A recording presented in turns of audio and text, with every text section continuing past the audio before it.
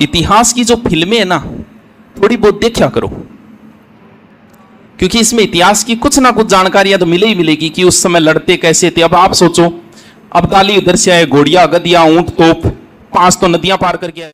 इधर सूरजमल पूर्णतः व्यवस्था किए में, भरतपुर दुर्ग, डींग दुर्ग उनको मजबूत करने में लगा। पता है कि अब्दाली का कभी भी अटैक हो सकता है।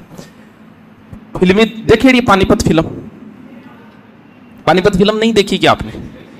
जिसका विरोध हुआ था, बाद में इसको हटाया भी गया था, ओलो में इसको लगने ही नहीं दिया था। पानीपत फिल्म में क्या हकीकत है और सूरजमल की क्या हकीकत है? क्योंकि पानीपत फिल्म में सूरजमल की छवि खराब करने की कोशिश की गई थी, अगर आपने देखी होगी तो। और टॉलीवुड जो कोई थी, ये रियल में ही छवि खराब करने में लगा हुआ है। आप पानीपत फिल्म देखना, नहीं देखा है तो यूट्यूब पे भी मिल जाएगी शायद कहीं ना, मैंने यूट्यूब पे ही देखी थी। उस फिल्म में अब्दाली के बारे में ज्यादा कुछ नहीं बताया गया। अब्दाली आता है, पानीपत का युद्ध, सिर्फ अब्दाली के बारे में इतना ही बताया गया। अब्दाली ने यहां कितना कत्लेआम किया था उसका 1% ही बता पाऊंगा मैं। अब करेगा वो कत्लेआम। और उस फिल्म में अब्दाली के एक तरीकों तो ढंगो दिखाई दे, देखियो फिल्म देखना आप। और सूरजमल की छवि खराब करने की कोशिश की गई थी उस फिल्म में, तभी उस पर बैन लगा था। बॉलीवुड पुरानी फिल्म देखिए थे, प्रत्येक फिल्म में अमरीश पुरी ठाकुर बना के छोड़ देता। लोगों के दिमाग में एक ही चीज आ गई कि ठाकुर ऐसे ही होते होंगे। पूरी छवि खराब की उन्होंने। धीरे धीरे आपकी जो है ना माइंड, वो आपका तीसरी चौथी क्लास से ही चेंज करना शुरू कर देते हैं। तीसरी क्लास की किताब में लिखा मिलेगा, मैथ की क्लास में, कि मोहन के पास 10 रुपये हैं, उसने 5 रुपये की चॉकलेट खा ली, अब कितने रुपये बचे? अब आपने तो ये सवाल नॉर्मल देखा, बच्चे ने इसको पढ़ा। अब बच्चे के पास 10 रुपये आएंगे, क्या करेगा वो? चॉकलेट ही खाएगा। तीसरी क्लास से ही हमारा ब्रेन वॉश शुरू हो जाता है। उसकी जगह ऐसा लिखा हो कि मोहन के पास 10 रुपये, 5 रुपये उसने भूखे भिखारी को खाना खिला दिया, अब कितने बचे? कहीं लिखा नहीं मिलेगा आपको। तो शुरू से ही हमारी साइकोलॉजी चेंज कर दी जाती है। ये देखना अब्दाली ने यहां क्या किया। अब्दाली ने अटैक किया, जाट इसका विरोध कर रहे थे, जाट क्षेत्र में प्रवेश नहीं करने देंगे। चौमुखा युद्ध हुआ और उसके बाद में अब्दाली ने अपनी सेना भेजी मथुरा के अंदर, और अब्दाली ने स्पष्ट आदेश दिया कि जितने भी जाट क्षेत्र हैं उन सबको लूटा जाए। अपने अपने दल भेजने शुरू किए और मथुरा के अंदर एक बहुत बड़ा कत्लेआम होगा कृष्ण की नगरी में।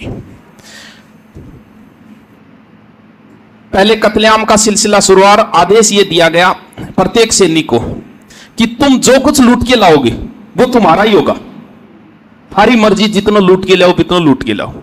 इसके बाद में अगर आप एक काफिर का सर लेके आओगे तो एक काफिर के सर का अलग से आपको क्या मिलेगा? 5 रुपया मिलेगा। तो मथुरा नगरी में 3 दिन तक चला था एक कत्लेआम।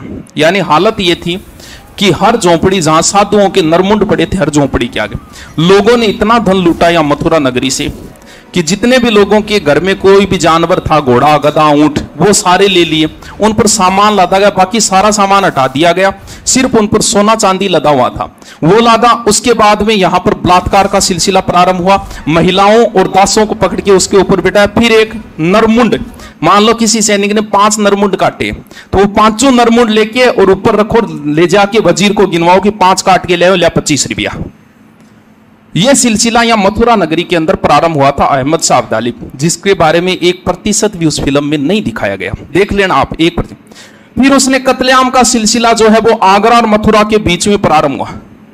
प्रत्येक गांव और शहर को काटा गया, बलात्कार की घटनाएं हुई, बहुत बड़ा कांड हुआ था। यहाँ हालत ये थी, अब्दाली की सेना थोड़ी सी आगे थी आगरा के पास में। यहां मथुरा वृंदावन में कत्लेआम हुआ।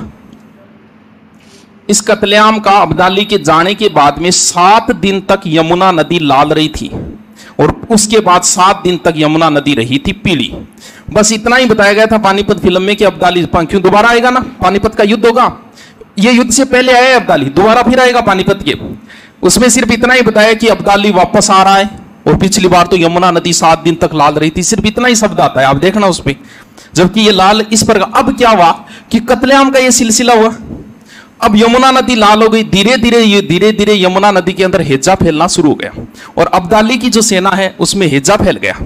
हेजे में सबसे उपकारी चीज होती है इमली। इमली के भाव बढ़ गए, एक शेर इमली के 100 रुपये हो गई थी उस समय। अब अब्दाली की सेना वापस जाना शुरू हो गई क्योंकि सेना मरनी शुरू हो गई धीरे धीरे, और अब्दाली वापस आ गया दिल्ली। दिल्ली से उसने एक व्यक्ति को भेजा, बंगाल का था, जुगल किशोर नाम का, सूरजमल के पास भेजा। कभी पैसे दे, लगभग 1 करोड़ रुपए की मांग की गई थी। तो सूरजमल ने बड़ी बुद्धिमत्ता का परिचय दिया। बोल मैं तो वेट कर रही हूं भी, मैं तो मेरी तैयारी पूरी कर रखी भाई, इधर मैंने भरतपुर में तैयारी कर रखी, बैर में पूरी मैं तैयारी कर रखी, तू तो अटैक ही कौन करे, वापस चले गए। और मैं खुद चाह रही हूं कि तू मेरे पर अटैक कर, ताकि दुनिया देखे कि तू जीत गया तो ठीक है, अगर नहीं जीता तो दुनिया देखेगी कि दिल्ली को जीतने वाला और एक जाट किसान से हार गया। अब्दाली सोचे बात तो सी, अगर हार गया तो। तब इसने संधि का प्रस्ताव भेजा था, 2-3 कुछ चीजें देके, गिफ्ट देके संधि का प्रस्ताव और एक उपाधि देके भेजे हो, ब्रजेंद्र ब्रिजराज सवाई। ये किसकी उपाधि? आप जब भी नाम देखोगे कई जगह सूरजमल का नाम ऐसे लिखा मिलेगा, ब्रजेंद्र ब्रिजराज सवाई महाराजा सूरजमल। अब वापस रवाना शुरू हो गए अब्दाली, निकलना किधर? अपनी क्षेत्र की ओर। अब देखो कितना दल लूट के ले गया था अब्दाली, बताओ। फिल्म में नहीं दिखाए गए, 1% भी नहीं दिखाए गए। 26,000 तो इसके पास घोड़े, गधे और हाथियों के ऊपर सामान लदा हुआ था। 80,000 सैनिकों के घोड़ों के ऊपर सामान लदा हुआ था।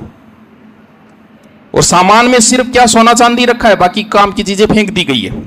सैनिक इसके खुद पैदल चल रहे थे, घोड़ता पर तो सामान लाद दियो, कुछ महिला वगैरह गिरफ्तार करेड़ी है, कुछ दास करेड़ा है। सैनिक खुद चल रहे थे, क्या पैदल चल रहे थे।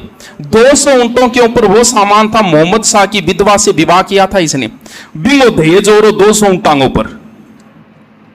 अब्दाली जो तोप लेके आया था ना, उन तोपों को यहीं छोड़ दिया, क्योंकि तोप अगर ले जा वापस तो ऊंट घोड़ा गदियां बांध के ले जाना पड़ेगा, भी तोप तो घिस के ले जाना पड़ेगा। वो तोप यहीं छोड़ के चला गया, तो तोप बाद में देखा सोनो चांदी ओ गालो एक बार। वो तोप यहां छोड़ के चला गया था, जो तोप महाराजा सूरजमल कहां लेके आ गए थे? भरतपुर में ले आए थे वो तोप। ये अब्दाली की उस समय की लूट है। ये तो है अब्दाली की, ये चौथा आक्रमण था वैसे अब्दाली का। अब दोबारा अब्दाली फिर आएगा और एक भयंकर युद्ध फिर होगा, जिसका नाम है पानीपत का युद्ध। चलो जिक्र करते हैं। इतिहास की जो फिल्में है ना, थोड़ी बहुत देखा करो, क्योंकि इसमें इतिहास की कुछ ना कुछ जानकारियां तो मिले ही मिलेगी कि उस समय लड़ते कैसे थे। अब आप सोचो, अब्दाली उधर से आए, घोड़िया, गदिया, ऊंट, तोप, 5 तो नदियां पार करके आए वो भी। नदी को पार कैसे किया होगा? सारो सिस्टम होया कर तो वाहन वन पार कर गया। आप देखो फिल्म में तोप वगैरह तो दिखाते हैं उसको, नदी बोलो इस नदी को पार करो, इस प्रकार से दिखाया गया उसमें। अब दोबारा अब्दाली का अटैक होगा, और उस अटैक को रोकने के लिए महाराष्ट्र से चलेंगे कौन है? मराठा। किसके नेतृत्व में? सदाशिवराव भाऊ।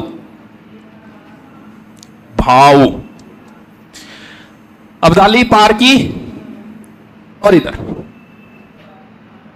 इधर से मराठा रवाना होंगे और फिर प्रवेश करेंगे भरतपुर के सूरजमल के पास। फिल्म में क्या दिखाया गया था, जिसका विरोध हुआ उसको बता रहा हूं। फिल्म में यह दिखाया गया था, जिसका सीन थोड़ा सा है था, बाद में काट दिया था, मैंने वो देखी थी, बाद में फिल्म में ये सीन काट दिया गया था। महाराजा सूरजमल फिल्म में ये कह रहे हैं कि मैं तुम्हारी सहायता तब करूंगा तब आगरा अगर मुझे दो। जबकि महाराजा सूरजमल में इतनी योग्यता थी कि वो आगरा को जीत सकते थे। 1761 में पानीपत के बाद में महाराजा सूरजमल ने आगरा को जीत लिया था। इतना दिखाया और सूरजमल हट गई। इस वजह से उस फिल्म का विरोध हुआ कि सूरजमल ने ऐसी कोई शर्त नहीं रखी थी। यहां सूरजमल ने क्या शर्त रखी? मराठों के बाद में महाराजा सूरजमल मराठों के साथ दिल्ली आ गए। यहीं पर युद्ध की योजना बन रही कि आगे मराठा कहां लड़ेंगे, कहां युद्ध होगा, अब्दाली के साथ में। तो महाराजा सूरजमल ने कुछ प्रस्ताव रखे उनके साथ, कुछ शर्तें मान लो, प्रस्ताव मान लो कि देखो इस क्षेत्र के बारे में मैं ज्यादा जानू, बात भी जायज है। मराठा थोड़ी जानते इस क्षेत्र के बारे में, ये क्षेत्र तो महाराजा सूरजमल का है, तो नेतृत्व जो है वो मुझे दिया जाए, यानी नेतृत्व भरतपुर को दिया जाए या फिर इसका सेनापति मुझे बना दिया जाए। पहली सर जायज शर्त है कि भी क्षेत्र के बारे में जानकारी नहीं, ज्यादा नॉलेज है। दूसरी, आप अपने साथ औरतों को ले आए हो, इतनी बड़ी लड़ाई होने वाली है। इसमें सदाशिवराव भाऊ की पत्नी को दिखाया गया फिल्म में, पार्वती। आप उन्हें डेंग के महलों में छोड़ दीजिए, युद्ध होगा तो वो सुरक्षित वहां रहेगी मेरे यहां, ठीक है। तीसरी शर्त यह कि जनवरी था उस समय, 14 जनवरी को लड़ा गया था पानीपत का युद्ध। भी जनवरी सर्दी है, सर्दी अब्दाली के तो अनुकूल है। जैसे आपने इतनी गर्मी पड़े और अपन गर्मी में गठी लड़ना पड़े, ज्यादा जोर को नहीं, क्योंकि अपना काम ही पड़ी है। और मान लो कोई सर्दी और आदमी आगे वो गर्मी में कितनी देर लड़ देगा, बोल देखो बिंग लिए तो स्थिति अनुकूल है, लेकिन थारे लिए अनुकूल को नहीं है, क्योंकि अब जनवरी थोड़ा सा युद्ध नहीं किए करके थोड़ा आगे खिसकाओ और मार्च अप्रैल तक ले चलो युद्ध ने, ताकि युद्ध ढंगू लड़ियो जा सके। तीनों शर्तों पर ही सदाशिवराव भाऊ ने ध्यान नहीं दिया तो ये एक प्रकार से महाराजा का अपमान है। तो महाराजा युद्ध भूमि से वापस हट गए और भरतपुर माह के परिणाम की प्रतीक्षा करने लग गए। कहां है सूरजमल? अब भरतपुर में। चलो अब मराठों की हालत ये की थी कि खाने पड़े, यानी मराठा जो है पानीपत के मैदान में भूखे ही लड़े थे, यानी 2-3 दिन से उन्होंने खाना ही नहीं खाया, क्योंकि खाने की व्यवस्था ही नहीं हो पाई इनके लिए। अब पानीपत का युद्ध हुआ। पानीपत कहां पड़ता है? हरियाणा। कब हुआ? 14 जनवरी 1700। यह युद्ध भारतीय इतिहास के लिए बड़ा महत्वपूर्ण युद्ध था, क्योंकि इस युद्ध के बाद में मराठा कमजोर हो गए और जिसका फायदा किसने उठाया? अंग्रेजों ने। तो भारत के इतिहास का पानीपत का पहला युद्ध भी बड़ा निर्णायक युद्ध था, महत्वपूर्ण युद्ध था। उसके बाद खानवा का युद्ध भारतीय इतिहास में महत्वपूर्ण युद्ध था। तराइन का दूसरा युद्ध महत्वपूर्ण युद्ध था। और पानीपत, यानी सूरजमल की सेना कहां है? भरतपुर के अंदर। हां, हरियाणा की सर्व खाम पंचायत के 20,000 जाट भी इस युद्ध में लड़े थे। किसकी ओर से? मराठों की ओर से। लेकिन फिर भी एक कहावत प्रचलन है कि जाटों के बगैर किसने पानीपत जीता है, क्योंकि इसमें महाराजा सूरजमल जो है वो भरतपुर आ गए थे। युद्ध हुआ।